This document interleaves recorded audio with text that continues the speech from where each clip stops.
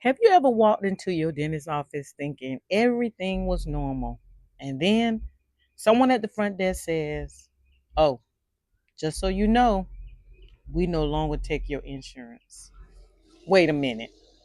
You've been going there for years. Same dentist, same insurance card, same cleanings, same little bag with the toothbrush and floss. So why does it suddenly feel like your benefits disappeared overnight? That is today's benefits mystery.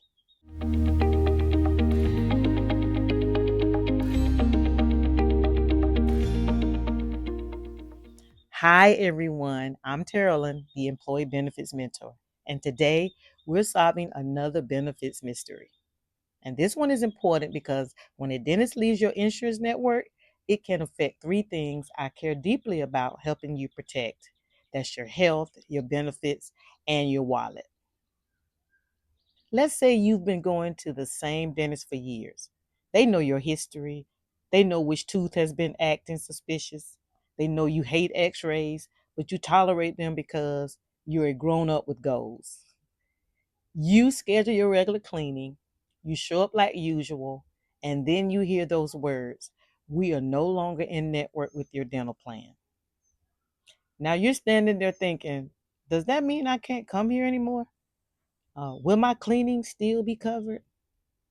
Am I about to get a surprise bill? Should I find another dentist? Or should I just avoid the whole thing and pretend my teeth are fine?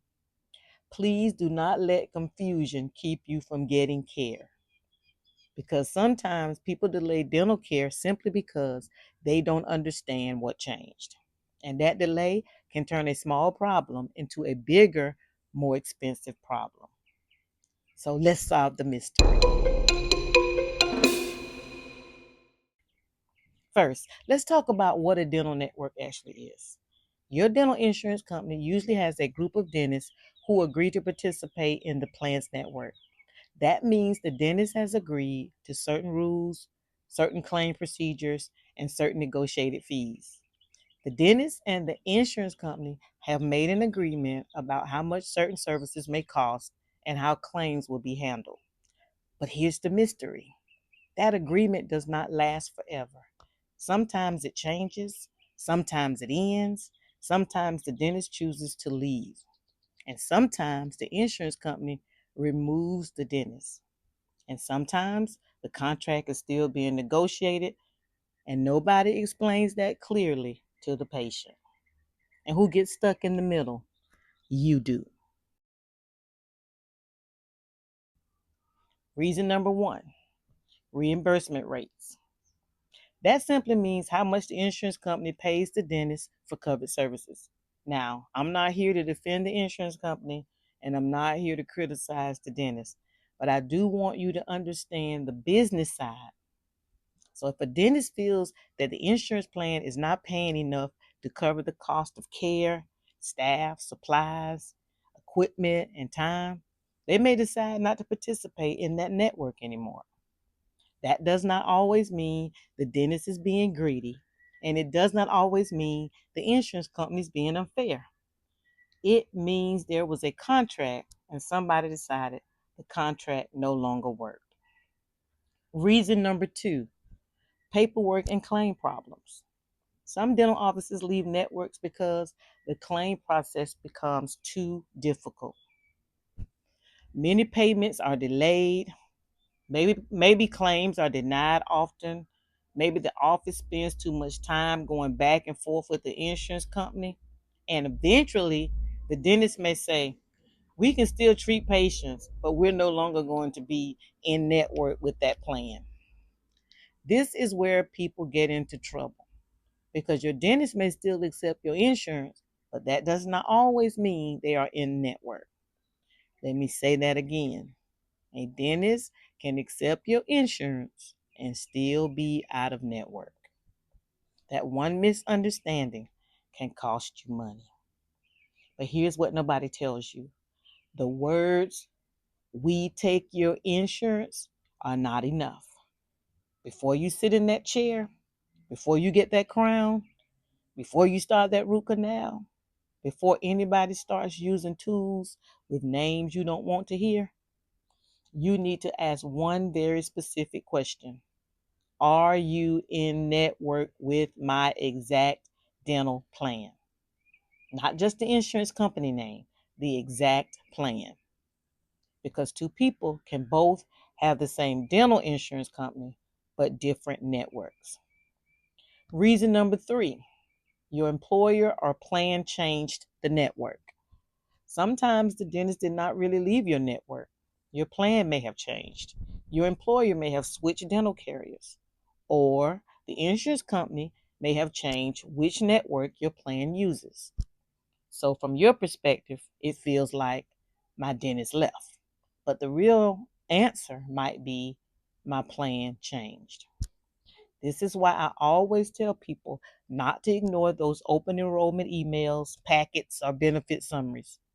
I know they are not exactly beach reading. Nobody is saying, let me curl up with a nice cup of tea and read my dental plan booklet. But those documents can save you from expensive surprises. Now, let's talk about what happens if your dentist is out of network. It does not always mean you cannot go there, but it may mean you may pay more. Here are the big things to watch. Number 1, your deductible may be different.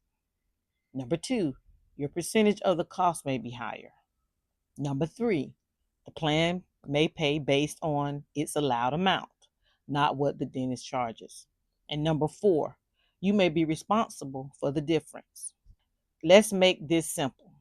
If your dentist charges $1,200 for a crown, but your plan only recognizes $800 as the allowed amount, you could be responsible for more than you expected. That is why you want an estimate before major dental work. Ask the dental office to submit a pre-treatment estimate or predetermination to your insurance plan. That estimate is not always a guarantee, but it gives you a much better idea of what your cost may be before treatment starts. So, what should you do if your dentist leaves the network? Here are 5 steps. Step 1, call your dental insurance company. Ask, is my dentist currently in network with my exact plan? Step 2, call the dental office. Ask the same question and make sure they check your specific plan, not just the insurance company name. Step 3, ask for the effective date. When did the dentist leave the network? This matters because if you receive care before that date, your claim may still be handled differently. Step 4, get a cost estimate before treatment, especially for crowns, implants, dentures, deep cleanings, oral surgery, or anything that sounds expensive before they even explain it.